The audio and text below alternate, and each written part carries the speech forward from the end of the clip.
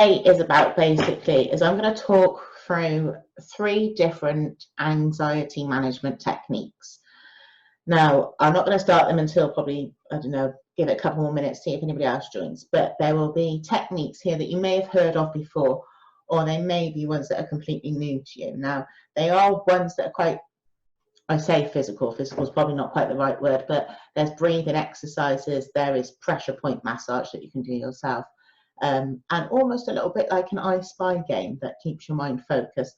So there are 3 different things that we're going to try, and we're going to go through them together whilst we do this tonight.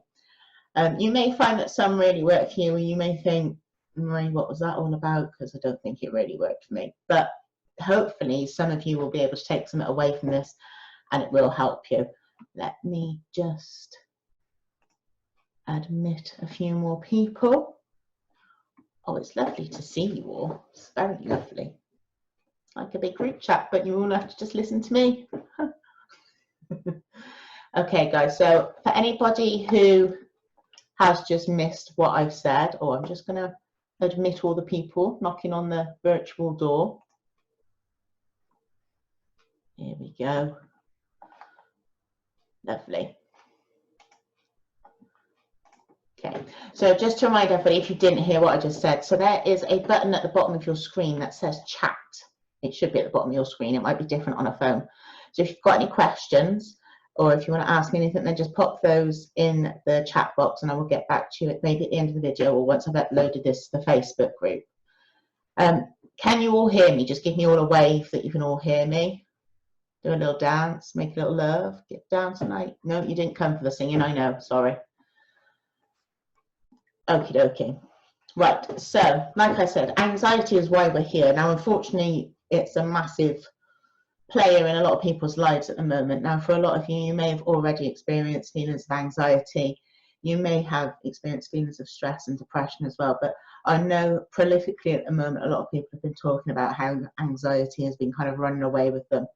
And it's the one thing that, unfortunately, everything in the press and the news is kind of not helping us, and there is a lot of negativity out there. Now, as much as we're all trying to be positive, sometimes it's very easy for me to sit here and say, yeah, let's all be positive and this, that, and the other. It's not as easy as that. We all know that. And as much as we try and put our, positive pants on and be positive pandas, because that's what we like over here, it's very hard sometimes. I mean, I'll be honest, I know the other day I was having one of those days where I was not a positive panda at all, very much negative Nancy. And I actually did a couple of these things, which I know may well sound like a bit of a cliche, but I did do a couple of these things and they did work. So hopefully you will all get something from this today. So I'm just going to talk you through the 3 different techniques that I've got for you today. And hopefully you will all get something from that. Now, like I said, just drop any comments into the box on the side. Okay. So the first thing that I'm going to talk to you about is about breathing techniques. Now, breathing techniques, as much as they probably sound like a very simple thing, and yes, you're going to say to me, Marie, we all breathe every day, doing a focused, controlled breathing technique is actually a very good way to get your body sort of physically centered, but also getting your mind really grounded and focused on what you're doing at the time. So it does coincide a lot with mindfulness and things like that, and that is a massive key player in keeping your anxiety under control too. So a breathing technique that I found that's particularly useful, I know a lot of people do, is the 5-5-5 technique, and you may not have heard of this before. So I'm going to talk you through what it entails, and then we're going to do it all jointly together. So the 5-5-5 technique is literally as it sounds. You breathe in to the count of 5, hold for the count of 5, and then exhale to the count of 5. Now, it's very easy to think that, oh yeah, that's okay, I can do that, yeah, that'll work. But actually, when you try and really focus on just your breathing, sometimes that can be quite hard. So when you're doing this exercise, which I really recommend, is you either close your eyes so that you're not distracted by anything else around you, or you focus your vision on just one object in front of you, and that can make quite a lot of difference. Another good thing to do is actually counting the numbers in your head whilst you're doing the breathing technique as well, because that can really make you focus on it even more so. So we're going to go through that first sort of technique now.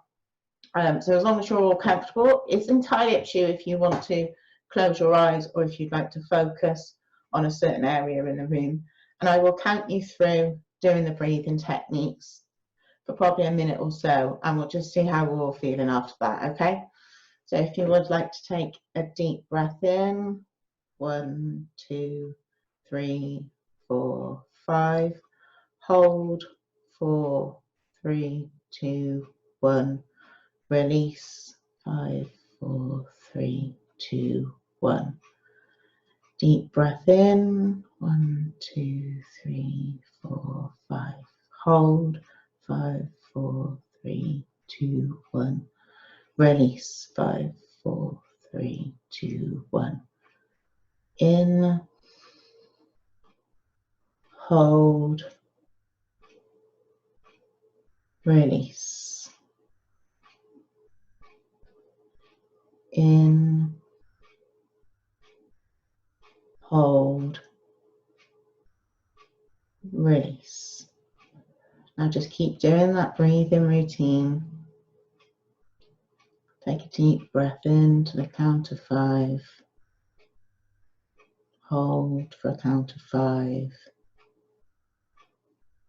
And release to the count of 5. If you just do that a couple more times.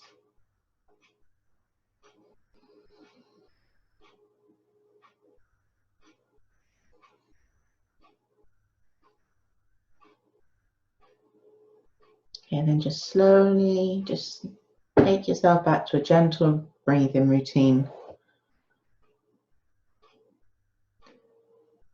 And what that does is that when we are feeling slightly panicked or anxious, it causes our breathing to become quite shallow and fast. We call that thoracic breathing. So that's chest breathing basically. So when we are chest breathing, it causes an upset in the oxygen and the carbon dioxide levels. And what this then does results in an increased heart rate. It can make you feel like you're having palpitations and dizziness, which then coincide with that feeling of having a panic attack and feeling almost quite faint with it. So as much as it seems like a really simple few steps to take, it can be really effective if you're at that point where you can start to feel your chest getting tight or any dizziness. And also if you're starting to feel a little bit faint or anything like that, then just, like I said, close your eyes or just focus on a certain point and just do that 5, 5, 5. It literally only needs to be a couple of minutes of it, and it is quite a simple sort of tool and technique to use, but it can be really, really effective as well. I'm just going to click a button to admit some more people. Okay, sorry guys if I didn't see that you were waiting in the waiting room, but you will be able to watch this video back. So thank you all for joining. Okay, so the second technique that I'm going to go through with you is called the 5, 4, 3, 2, 1. Now, as it may well sound, there is 5 different steps to this. And what this causes you to do is to focus on the physical things around you, as opposed to what's going on mentally. And also kind of makes you sense something very tangible, something that you could almost feel, and something that you can really, really focus on, as opposed to just getting sort of into that state of where almost everything's rushing around you, and that's when your anxiety levels will really rise. Now, this technique has been used with a lot of practitioners who help people with really severe anxiety.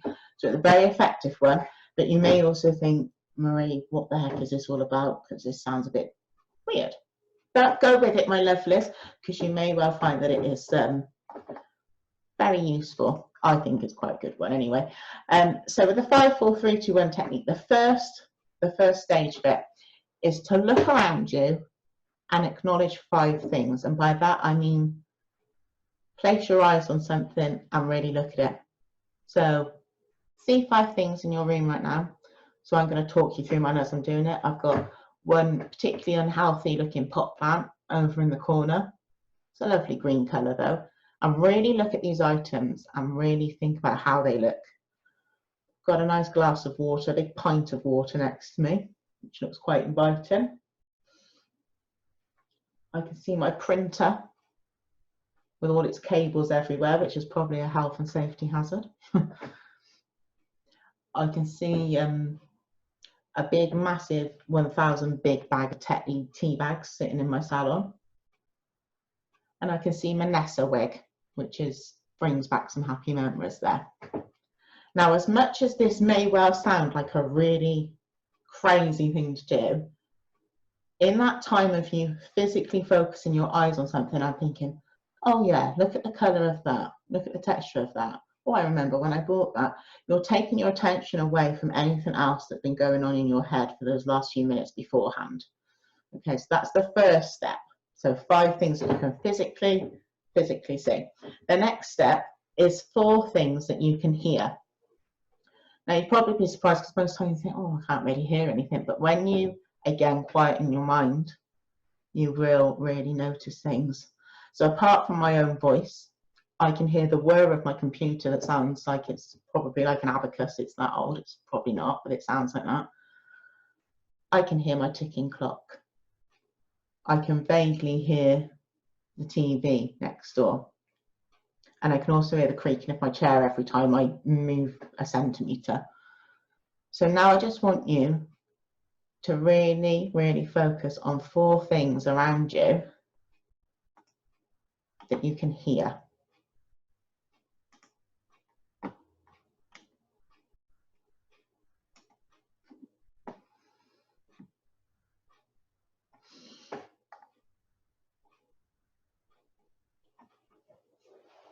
Okay. The next step for this one, I'm looking at my notes to make sure I get them in the right order.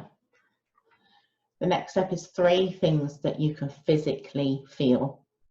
Now, this is not I feel tired, this is not I feel emotional, this is 3 physical things. So for instance, I'm sat on my chair and I can feel my bare feet on the floor. I can feel that this chair probably isn't the most comfortable, that my back's probably not supported that much.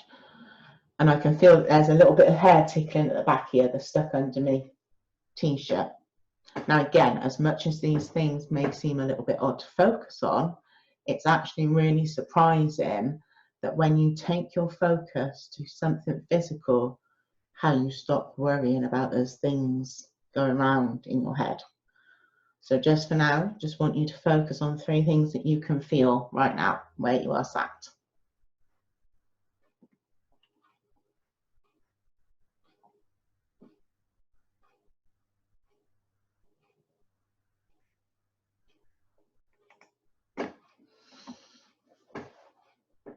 Okay.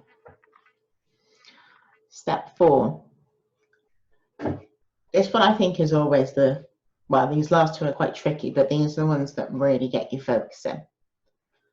So this one is 2 things that you can smell.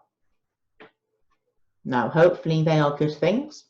But I know where I'm sat right now, I've got some very questionable incense going on, and I've decided that I'm not that big a fan of it, but I can definitely smell it. And I can vaguely smell a waft of the chili chicken thing I made for tea, wafting through still. So now I want you to really focus on smelling those 2 different scents.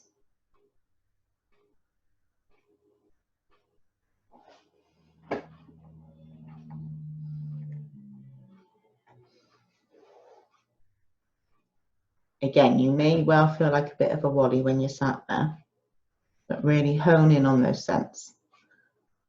And again, it'll take your focus to the physical.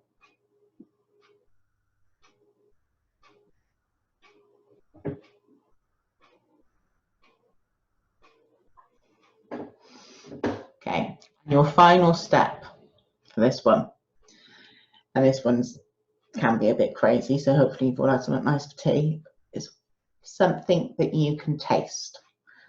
Now, it may just be the fact that you've just had a cup of tea, maybe the fact that you've just eaten your dinner, or it might be the fact that you think, well, actually, I haven't had anything for ages and almost my mouth tastes dry. Now, really focus on what sensation you've got in your mouth right now. Again, like I said, they all might sound like crazy things, but when you put all of these 5 steps together, it can really make your mind focus on the physical for 10 whole minutes potentially. When you really think about these individual things and how they make you feel, it can take your attention away from all of those thoughts and feelings that are going on in your head. Okay. So the final step that I'm going to share with you is one which is related to pressure points. Now, as you all know, I do reflexology, and there are lots and lots of different pressure points all over the body, not just in your feet and hands, but they are over your head, over your scalp. You know, the Chinese have used pressure point medicine for a long, long time, and it's proven really useful. And there are 3 really key pressure points that we can all work ourselves that can really help during times of anxiety and panic attacks. Now, these are quite easy to reach. I would recommend that you do them for yourself, because your partner or whoever's probably just not going to make it feel that relaxing, to be honest with you. So the first one that I'm going to show you is the heart pressure point on the outer side of your hand. So I'm going to put my hand up here, I'm going to wait for my camera to catch up. There it is. So literally on the wrist there, you will feel almost like a little indent just below the wrist there. Now that is the heart point. Now if you just massage that gently for a minute and do it on both hands, that pressure point can be really, really relieving to anxiety. So just have a little feel. I'll show you my little Freddy Krueger dermatitis hand as well, just for fun. And the same there. Okay.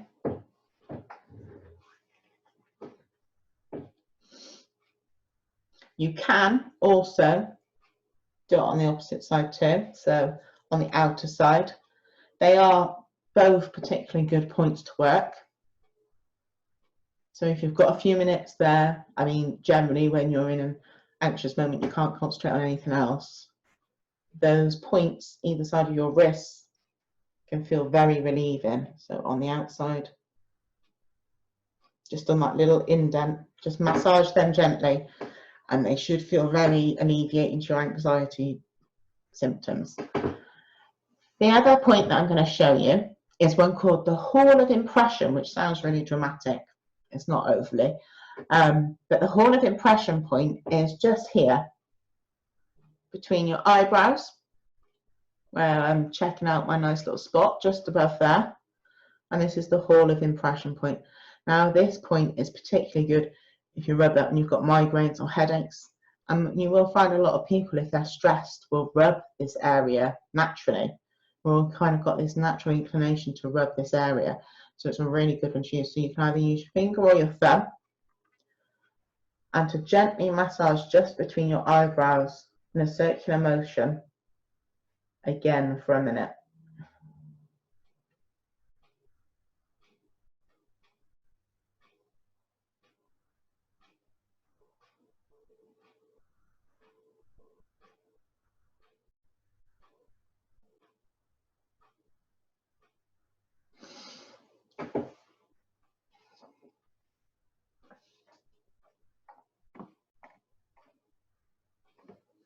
Okay. So the third point that I'm going to show you is again back on your hands, and it's called Union Valley. I don't know what it's called, Union Valley. I should have probably found that fact out for you. But it's interesting. It's a weird name, but it's quite interesting. It's quite cool. Okay, so Union Valley is the web of your hand, just here on both hands. Okay, so pinching that area quite firmly and rubbing in a circular motion. You can rub that for 5 to 10 minutes. Do a couple of minutes on each hand. And that can be really, really beneficial to helping relieve anxiety.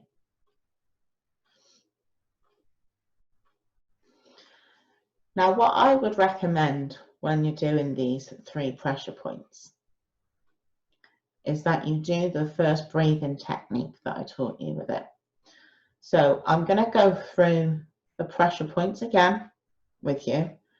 I'm just going to talk you through some deep breathing, okay? So I think a few of you might have missed the first technique, which was the breathing technique, which is called the 5-5-5. So you breathe in for 5 seconds, hold for 5 seconds, and exhale for 5. So if you can do that whilst concentrating on doing the pressure points as well, just a double whammy, that'll be really great. So we're going to go back to the first pressure point on your hand. So these are the heart points. So like I said, either side of your wrist, do both if you want. And take a slow, deep breath in. Hold. And release slowly. Move over to the other side of the hand. Slow, deep breaths in. Hold. And release slowly.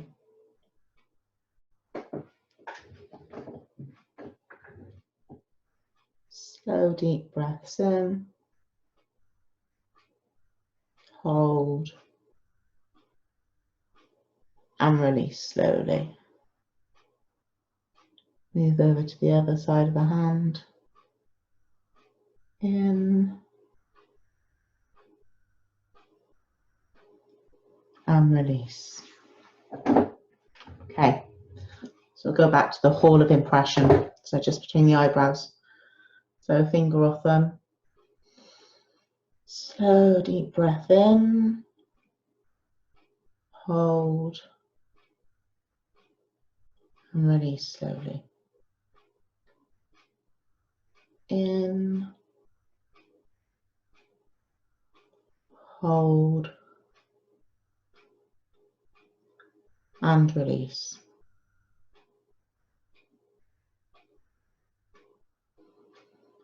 In. Hold. And release.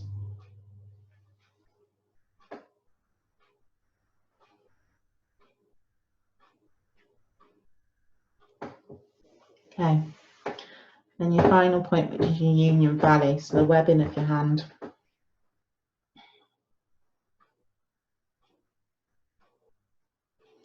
That's it. Just take some deep breaths.